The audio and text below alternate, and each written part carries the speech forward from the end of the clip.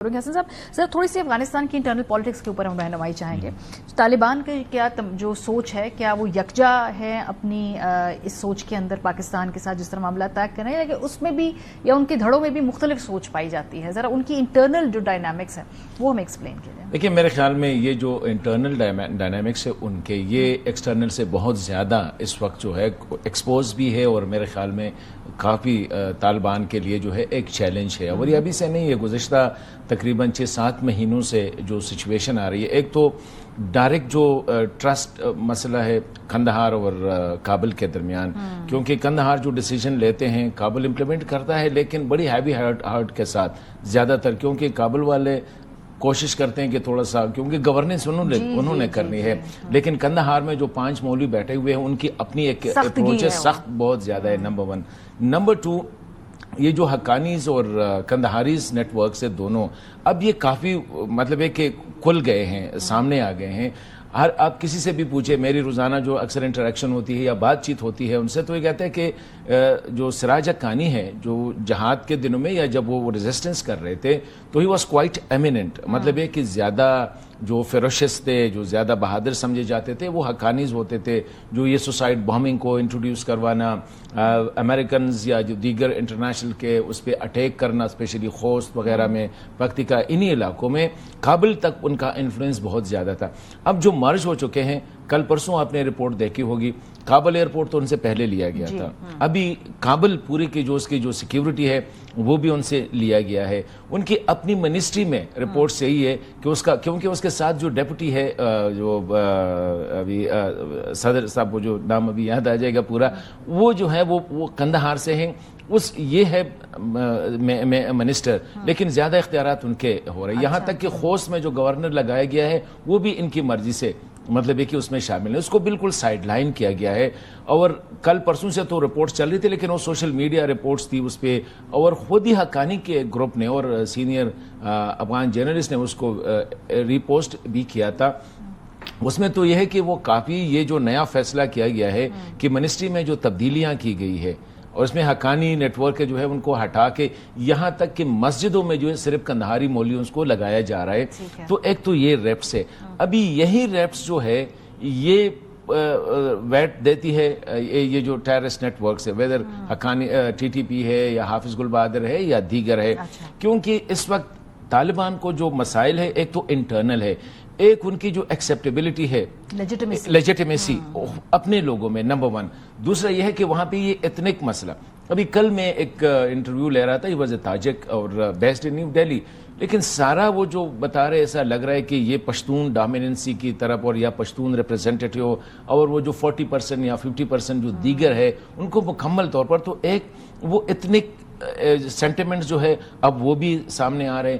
Politically وہ زیادہ اب وہ جو ان کے جو پولیٹیکل اپوزیشن ہے, تو اس وقت طالبان اگر آپ دیکھیں امارت اسلامی وہ ایک فرنٹ پہ ایکسپوز نہیں ہے, وہ ملٹیپل فرنٹ پہ ہے, انٹرنل ویک. اور یہ حقانیوں اور قندھاریوں کا تو اتنا ہے کہ دیگر جو ڈفرینسز ہیں وہ اب ہمیں نظر نہیں آ رہی ہے. ابھی میں کو ایک بات بتاؤں, یہ 6 جگہوں پہ اٹیک ہوتے ہیں, مطلب ایک کہ چترال میں ہوتا ہے, باجوڑ میں ہوتا ہے, کھرم میں ہوتا ہے, وزیرستان میں ہوتا ہے, شوب میں ہوتے ہیں, کوآرڈینیٹڈ اٹیکس ہوتے ہیں کہتے ہیں. اور یہ انٹیریئر یہ جو بارڈر فورس ہے انٹیریئر منسٹری کے, سراج الدین کو پتہ بھی نہیں ہے, نہ اسے کسی نے پوچھا ہے, بلکہ مجھے تو یہاں تک ایک بڑی ویل پلیس سورس نے بتایا کہ یعقوب عمری بھی کہتا ہے کہ مجھے بھی پتہ نہیں تھا کہ یہ کس نے کیا. مطلب اگر ایک جگہ پہ ہوتا, مطلب یہ کہ اتنا کوآرڈینیشن نہیں ہے, کون کوآرڈینیٹ کر رہا ہے, کون یہ کر رہا ہے ود ان اتنے اسٹریٹ جیکٹڈ اس کی تنظیم میں.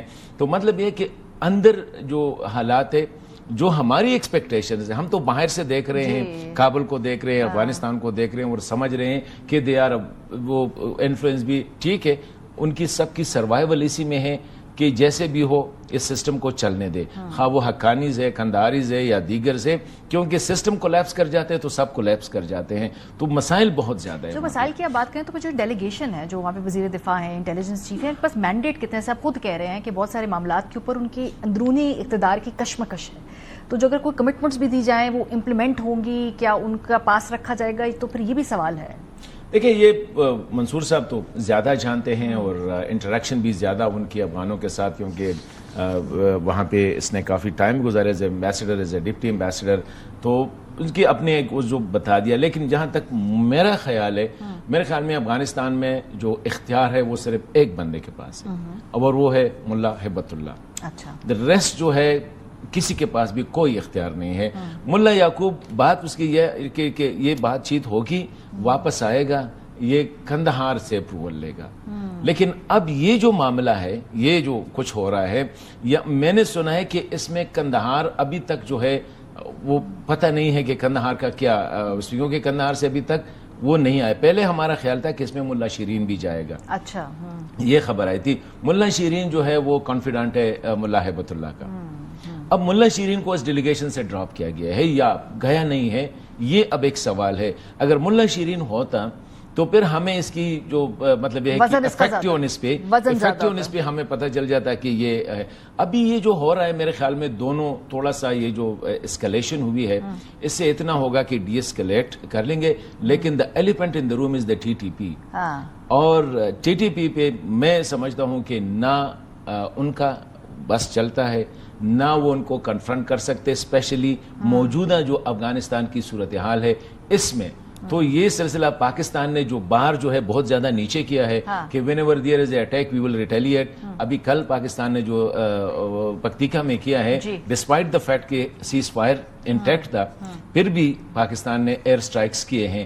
تو اللہ نہ کرے اگر کوئی اور اس طرح ہوتا ہے, پھر پاکستان نے جو اپنے آپ کو کیا ہے جو سٹینڈرڈ سیٹ کیے ہیں, کب تک, یہ کتنا سسٹینیبل پالیسی ہے, یہ میں پوچھتی ہوں منصور صاحب.